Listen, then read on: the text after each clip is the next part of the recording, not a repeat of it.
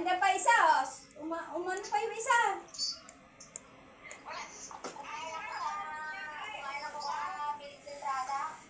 Sayang.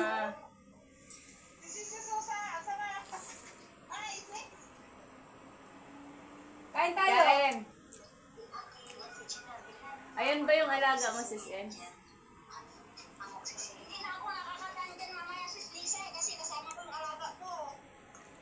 Pupunta kami dyan sa Yomoy. Pagkakain, punta kami.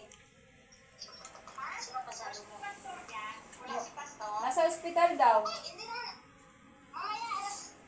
Alas 2:15 ako lalabas. Magsundo.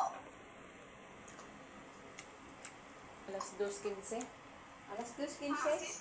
Ay, may tanong ko kay Sis Chris. Sis Chris, nung nag-off ka ba nung sinong nag-ano sa'yo, kumot yun? Sa dos? Sino daw Si na Sis Yoli. Si Pastor Yoli. Oo. Magkasama ba tayo no? Hindi. Hindi no? Si Sis Yuli daw nung nandiyan na. Baka si Sis Yuli na nag-ano sa atin nung Martes. Oo nga, nung Martes. Ay, basta si Sis Yoli yun, di ba? Si Ba't Sis lakad ka Yoli. ng lakad, Sis Juna? Nahilo ko sa'yo. Ano ba yan? Away na ako sa bahay. Oo, kararating sa basketball. Bakit hindi ka nagja-jacket? Nagdala ako ng baon. Mamaya alas 2:15, bababa na naman ako magsundo. Bakit? Hindi ka pa nga nakakarating ba? Susundo ka na naman. Grabe na yan. Alauna. Alauna na. Anong oras na? Alauna, hindi ka pa nga nakakarating. Susundo ka na naman. Uy, kaya nga, para yung bisuka. Pati dyan, para yung bisuka. Ako, ano ba yan? Ay, wala tayong ano. Pahinga lang ako ng konti. Okay na ikaw kayo, bye. Dito na ako sa bahay.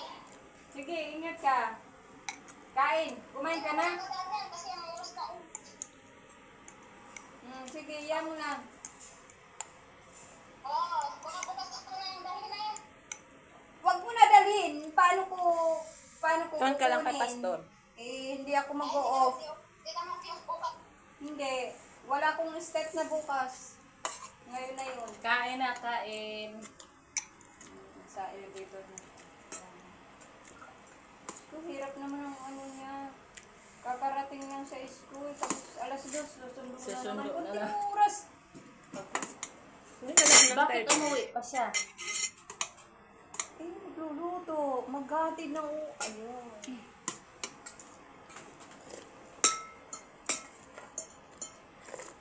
Salamat po. Anong lasa ng ano? Kumain ka na ba ng ano? Hindi niya yung inantay doon. Ha?